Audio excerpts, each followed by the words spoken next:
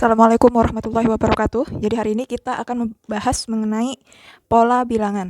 Nah, yang pertama di halaman 4, silahkan kalian buka di LKS. Ada beberapa macam pola bilangan. Yang pertama itu pola garis lurus. Pola garis lurus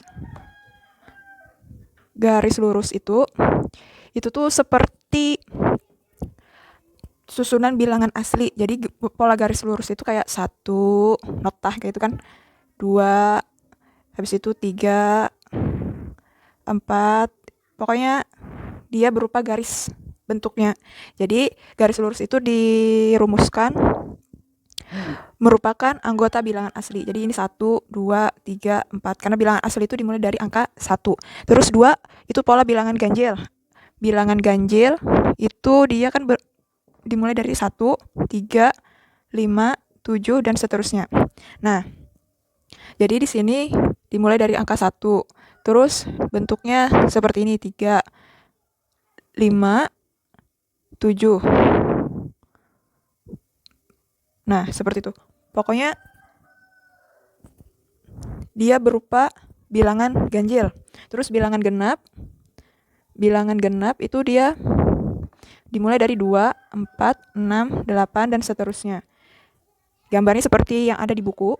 Silakan kalian lihat. Yang ketiga itu keempat itu bilangan segitiga. Segitiga itu dimulai itu dari 1. Ya, terus nambah alasnya jadi 2, terus di atas ini ditambah 1. Yang di atas ini tuh yang awal tadi. Terus kita tambah lagi alasnya di sini 3. Yang 1, 2, 3 yang ini kalian salin di sebelah sini. Nah, terus alasnya 4 tambah lagi. Terus yang 3 yang ini itu kalian salin di atasnya sini. Sehingga dia membentuk suatu segitiga. Nah, jumlah titik-titiknya itu ada berapa? 1, 3, 6, 10 dan seterusnya. Ada pada LKS, silakan dibuka. Yang kelima itu bentuk persegi. Persegi itu kan dia sisinya sama besar nih. Sisinya sama besar semuanya. Keempat-empatnya itu dia sama. Nah, sekarang pola bilangannya itu adalah n kuadrat. Jadi angkanya itu dikuadratkan. Jadi perhatikan, ini kita membahas mengenai barisan bilangan. Jadi barisan bilangan itu adalah suatu bilangan-bilangan yang disusun berderet seperti ini. Jadi 1, 2, 3, 4 dan dipisahkan dengan angka koma. Jadi jenis-jenis yang ini itu adalah jenis-jenis dari barisan bilangan yang akan kita bahas. Nah, jadi kalau dia bentuknya persegi, maka bentuk pola pertama itu sisinya 1. Maksudnya itu panjangnya itu 1 senti kayak gitu atau 1 meter. Nah, jadi kalau dia persegi, pola persegi itu dia dimulai dari 1. Ya. Satunya itu karena dia ini luas, persegi itu adalah n pangkat 2 ya atau sisi pangkat 2. Sisi pangkat 2, maka ini 1 pangkat 2. Terus panjang yang kedua 2 pangkat 2. Panjang ketiga misalkan 3 pangkat 2. Rumusnya itu pangkat 2. 4 pangkat 2, 5 pangkat 2 dan seterusnya. Nah, ini kita hasilkan berapa nih? 1 pangkat 2, 1. 2 pangkat 2 berapa? 4. 3 pangkat 2, 9. 4 pangkat 2, 16 dan ini 5 pangkat 2, 25 seterusnya. Seperti itu. Jadi bentuk bilangan barisan persegi itu dia bentuknya bentuk kuadrat. Selanjutnya itu dia pola persegi. Nah, persegi itu kan luasnya itu rumusnya panjang kali lebar. Jadi misalkan saya punya ini persegi panjang lah, pola persegi panjang. Ini saya punya 1 nih. Tingginya 1 atau lebarnya 1, tapi alasnya itu 2. Jadi ini 1 kali 2. 1 ini tingginya ke atas ini kan cuma sebuting nih, 1. Terus 2 ini karena dia ke sampingnya itu ada 2 titik. Nah, sekarang lebarnya atau tingginya ini ada 2. Berarti 2 kali ke sampingnya ini ada 3. Maka di sini seperti ini. 2 berapa jadinya ini? 6. Terus pola yang selanjutnya tingginya ada 3, sampingnya ada 4. Jadi ada berapa titik? 3 kali 4 yaitu 12. Terus selanjutnya pokoknya dia ditambah 1 tuh. Coba perhatikan pada LKS itu yang paling banyak titiknya yang di halaman 5 paling atas. Itu kan ada n, rumus n dikali N tambah 1. N-nya itu adalah sukunya. Ini suku pertama nih, angka pertama. Kita bakal mencari angka pertama kan? Ini 2 ini angka pertamanya pada barisan persegi panjang. Jadi angka pertamanya ini 1 dikali angka pertama tadi ditambahi 1. Jadi 1 kali 2 sama dengan 2. Jadi ini tuh adalah rumus pola persegi panjang. Yang segitiga Pascal. Segitiga Pascal ini itu nanti digunakan jika kalian mencari perkalian aljabar. Kalian kan sudah belajar waktu kelas 7 segitiga Pascal judulnya. Yang perkalian X tambah 2 pangkat 3 seperti itu. Maka kan ini harus dikalikan X tambah 2 kali X tambah 2 kali X tambah 2 sebanyak 3 kali karena pangkatnya ada 3. Nah, sekarang itu segitiga Pascal ini itu akan membantu kalian. Ini saya jawabkan ya, misalkan X tambah 2 pangkat 2 saja. Ini kalau dikalikan kan X tambah 2 kali X tambah 2. Ini kalau kalian kalikan satu-satu seperti ini, seperti kelas 7 kemarin, ini akan ada jawabannya X pangkat 2 ditambah 4X ditambah 4. Ya kan? Nah, angka-angka yang di depan X, yang ini, dan yang ini, itu akan membantu kalian menemukannya dengan cara menggunakan aturan segitiga Pascal ini. Jadi, dia ada 2 angka di sini. Ya kan? X dan 2 ini. Jadi itu dia, kita mulai dengan angka 1 di sini. Terus diperhatikan di halaman 5 itu polanya 1 di atas itu awalnya diperoleh dari, ini saya hapus dulu.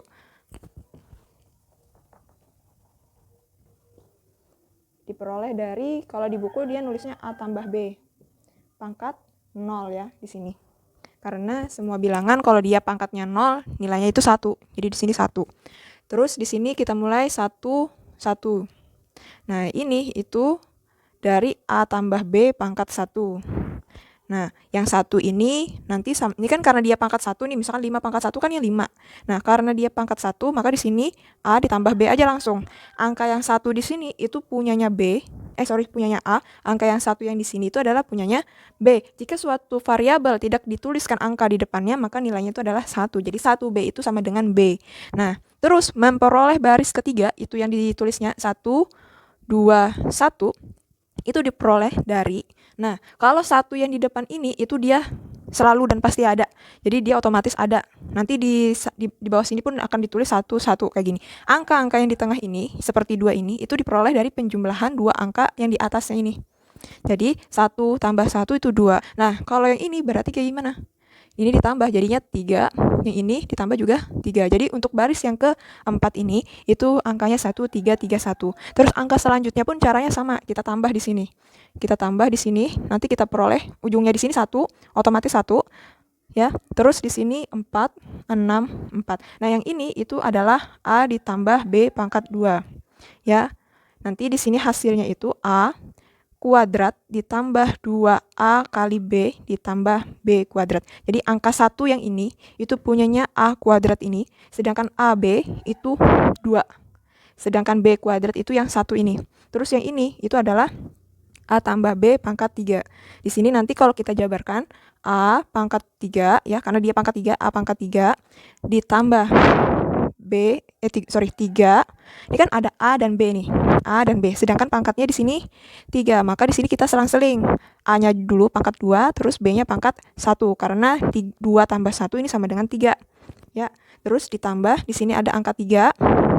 Itu punyanya A pangkat 1, B pangkat 2. Seperti itu. Jadi selang-seling supaya pangkatnya itu kalau ditambah itu harus 3. Terus ditambah di sini 1. Satunya harus ditulis, tapi tulislah B pangkat 3 langsung. Kayak gitu. Nah, next, yang ini itu dia adalah A tambah B pangkat 4. Nah, ini kalau kita jabarkan seperti ini, 1 yang di sini itu punyanya A pangkat 4 karena dia pangkat 4, jadi A-nya dulu pangkat 4, terus ditambah 4 ya. Ini kan ada 2 nih tadi A, B. Harus ditulis seperti ini. A kan A-nya di sini pangkat 4 kita kurangi jadi 3, tapi B-nya kita tambahi pangkat 1. Awalnya B-nya tidak ada. Jadi kita tambahi di sini B tapi dia pangkat 1. Terus karena A di sini di sebelahnya itu pangkat 4, jadi di sini A-nya pangkat 3. Jadi berkurang. Ke samping sini pun 6 angkanya. 6. Terus A-nya ini awalnya pangkat 3 dikurangi jadi pangkat 2. Terus B-nya bertambah pangkatnya jadi 2. Terus ditambah Di sini saya tulis 4. A-nya tadi pangkat 2, berkurang jadi pangkat 1, B-nya tadi pangkat 2, bertambah menjadi pangkat 3. Terus ditambah 1, gak usah ditulis, tapi langsung tulislah B. A-nya ini berkurang, jadi habis. A-nya pangkat 0, tidak perlu ditulis, tapi B-nya bertambah, jadi pangkatnya 4. Nah, seperti itu. Sampai nanti pangkatnya ini A tambah B pangkat 5, A tambah B pangkat 6, dan seterusnya. Tapi cara mencari angka-angka ini kalian harus tahu. Kan gampang nih, tinggal ditambah. Di samping sini ya, yang saya tunjuk ini, di samping luarnya ini itu selalu 1. Jadi kalian akan menemukan angka-angka yang di sini saja. Caranya dengan menjumlah angkanya ini. 1 tambah 4, 4 tambah 6, 6 tambah 4, 4 tambah 1, dan akan diperolehlah seperti pada LKS gitu. Pola selanjutnya itu yang sering akan keluar yang namanya Fibonacci. Fibonacci. Nah, Fibonacci ini itu aturannya gampang. Angka pertamanya itu dimulai dari angka 1. Setelah itu angka keduanya pun dimulai angka 1. Ini pemancing. 2 angka depan ini itu pancingan untuk menemukan angka selanjutnya ini. Caranya apa? Perhatikan, Fibonacci ini cara untuk mencari nilai seterusnya pada barisan Fibonacci itu dengan cara menjumlah 2 angka sebelumnya. Jadi untuk menemukan angka di depan, angka selanjutnya ini, itu kalian tambahkan 2 angka sebelumnya. Jadi perhatikan, menambahkan 2 angka sebelumnya, yaitu 1 tambah 1, 2. Jadi 2 ini diperoleh dari 1 tambah 1 ini. Terus angka selanjutnya ini dengan cara menjumlahkan 2 angka sebelumnya, yaitu 1 tambah 2, yaitu 3. Terus angka selanjutnya ini itu menjumlahkan 3 tambah 2, jadi 5. 5 tambah 3, 8. Seperti itu. Dan seterusnya. Ya, 8 tambah 5 itu 13 dan seterusnya. Jadi untuk menemukan angka ini, kalian tambahkan 2 angka ini. Ditambah. Untuk menemukan angka yang ini, ya, maka kalian tambahkan 2 angka sebelumnya. Seperti itu. Itu aturan Fibonacci. Nah, sekarang nomor 2, barisan bilangan. Nah, saya akan menjelaskan barisan bilangan ini. Tadi saya bilang barisan bilangan itu adalah suatu deretan atau barisan suatu angka atau bilangan. Misalkan saya punya tadi 2, 4, 6, 8, 10, dan seterusnya. Itu adalah suatu barisan bilangan, ya. Suatu barisan bilangan yang polanya itu berbentuk persegi. Polanya itu persegi. Bilangan genap. 2, 4, 6, 8, 10 itu adalah pola barisan bilangan genap. Nah, jadi barisan itu seperti ini bentuknya. Terus angka pertama, angka kedua, angka ketiga, angka keempat, dan angka kelima ini itu disimbolkan dengan U. Karena dia angka pertama, jadi ditulis U1. Kalau dia angka kedua, U2. Ini U3, ini U4, ini U5, dan seterusnya sampai nanti angka terakhir, yang mana kita tidak tahu angka itu berapa, kita simbolkanlah dengan UN. Jadi ini adalah angka terakhir. Nah, suku. Jadi U itu adalah suku. Jadi kalau dia U1 artinya suku pertama. Nah, kalau U2 itu adalah suku kedua. Terus kalau UN itu adalah suku ke N. Coba perhatikan. 1 itu pertama, 2 itu kedua, 3 itu ketiga. Kalau N berarti ke N. Jadi suku yang tidak tahu urutannya keberapa, tapi dia ada di barisan tersebut. Nah, itu namanya suku ke N, atau bisa kita bilang suku terakhirnya itu dia mintanya berapa. Itulah suku ke N. Perhatikan halaman 6 paling atas, itu judulnya menentukan suku berikutnya dari suatu barisan bilangan. Nah, perhatikan itu ada angka 2, 5, 8, 11, dan seterusnya. Ditanya 3 angka setelah ini berapa? Angka pertama ini, terus koma, di sini ada angka lagi, terus ada angka lagi, 3 angka ini itu berapa? Yang ditanya. Nah, untuk menemukan angka-angka ini, kalian harus menemukan polanya terlebih dahulu. Pola bilangan 2, 5, 8, 11 itu dia polanya seperti apa? Nah, coba perhatikan angka pertama atau suku pertama. U1 tadi kan 2 nih. Nah, U2-nya 5. U3-nya 8, U4-nya itu 11. Kita diminta mencari U5, U6, dan U7. Ya kan? 1, 2, 3, 4, 5, 6, 7. Nah, diminta untuk mencari suku ke-5, ke-6, dan ke-7. Nah, perhatikan. Suku pertama ini, 2. Nah, Terus ada suku kedua. Kalau Fibonacci tadi, kan Fibonacci 1, 1, 2. Menemukan 2 ini dengan cara menjumlahkan angka sebelumnya. Nah, bagaimana dengan pola ini 2, 5, 8, 11? Kira-kira 5 ini kita dapatnya dari mana? Angka 5 ini kira-kira 2 diapai supaya dia diperoleh angka 5? Ditambahkah, dikurangkah, dikali, atau dibagi, atau diakar, atau dikuadratkan? Nah, coba kita berpikir secara simpel aja dulu. 2 ini itu, ya kan, kalau ditambah dengan 3, ya, ini dapat 2 ini itu dari U1, ya, angka sebelumnya. 2 ini kalau saya tambah dengan 3, maka jawabannya 5. Benar nggak? Terus kalau angka sebelumnya ini berarti 5, itu ditambah 3, apakah dia benar 8? Benar. Terus angka sebelumnya adalah 8, itu kalau kita tambah dengan 3, apakah dia benar 11? Benar juga. Nah, berarti apa polanya? Untuk mendapatkan angka 5 ini di suku kedua, itu kita menjumlahkan angka pertama, 2 ini dengan 3. Jadi 2 tambah 3 sama dengan 5. Untuk menemukan angka ketiga, itu kita tambahkan angka kedua ini dengan 3. 5 tambah 3 itu 8. Terus angka keempat ini diperoleh dari angka ketiga ditambah dengan 3, yaitu 8 tambah 3 11. Setelah itu, angka selanjutnya itu kita tambah lagi berarti dengan 3, yaitu angka sebelumnya itu 11. Nah, nih. Jadi untuk menemukan angka kelima ini berarti kita menambahkan angka keempat. Angka keempatnya ini kan 11 nih. Jadi 11 ditambah 3 sama dengan 14. Jadi jawabannya di sini 14. Terus angka keenam berarti kita nambahkan angka kelima yaitu 14 tadi dengan 3 yaitu 17. Kita taruh di sini 17. Terus angka ketujuh itu berarti menambahkan angka keenam dengan 3. Jadi 17 ditambah 3 itu sama dengan 20. Berarti angka ketujuh adalah 20. Oke, kita bahas yang menentukan suku ke N suatu barisan bilangan. Jadi situ ada beberapa rumus. Yang pertama itu UN. UN sama dengan B kali N ditambah U1 kurang B. Jadi perhatikan, ini rumus itu digunakan jika memiliki selisih yang tetap. Selisih itu beda dengan pengurangan. Jika saya punya 8 kurang 5, itu jawabannya 3. 5 kurang 8 itu jawabannya itu min 3. Jadi kalau pengurangan hasilnya itu dibedakan menjadi positif dan negatif. Tapi kalau dia selisih itu dia angka yang besar harus ada di depan.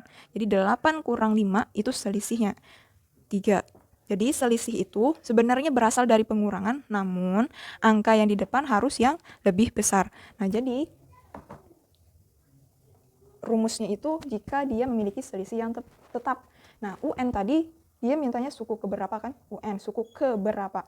Terus B ini dengan, ya saya tulis keterangannya di sini, dengan B itu sama dengan beda. Beda itu rumusnya U2 dikurang U1. Jadi angka kedua dikurangkan dengan angka pertama. Terus U1 tadi apa? Suku pertama. Sedangkan B tadi ini beda, U2 dikurang U1. Di LKS itu ada contoh soal. Contohnya, jika di situ diketahui 3, 7, 11, 15, dan titik-titik UN. Sampai ke UN. Yang ditanya adalah rumus. Ya, saya tidak menulis soalnya terlalu lengkap di sini. Yang ditanyakan adalah rumusnya. Rumus suku ke N-nya itu apa? Nah, caranya menggunakan rumus yang di atas ini. Tapi terlebih dahulu kalian harus mencari tahu B-nya. U1-nya berapa? U1-nya itu angka pertama. Angka pertamanya 3. B-nya, Bang? B-nya tadi U2 dikurang U1. U2-nya berapa? Di sini angka keduanya di sini tuh 7. Angka pertamanya 3. 7 kurang 3 4. Nah, sekarang kita masukkan ke rumus. Rumusnya tadi UN sama dengan B kali N ditambah U1 kurang B. UN-nya tidak perlu kita tulis lagi atau boleh kita tulis seperti ini. B-nya kita peroleh 4. Berarti 4 kali N. N-nya itu tetap. N itu anggap seperti variabel. Ditambah U1. U1-nya sama dengan 3. Berarti 3 kurang B. Berarti ini, ya, kalau kita buka kurungnya, ya, kita hapus kurungnya, 4N. Jadi titiknya ini boleh tidak dituliskan. Jadi 4N seperti ini. Ditambah 3 dikurang, B-nya berapa, Nak? B-nya di sini adalah 4. 3 dikurang 4 itu berapa? 3 dikurang 4 itu sama dengan min 1. Punya uang 3. Berarti hutangnya di sini ada 4. bayari ke hutang, berarti hutangnya berkurang, sisa 1. Jadi di sini rumusnya 4N plus kali min itu min, jadi min 1. Jadi jawabannya 4N kurang 1.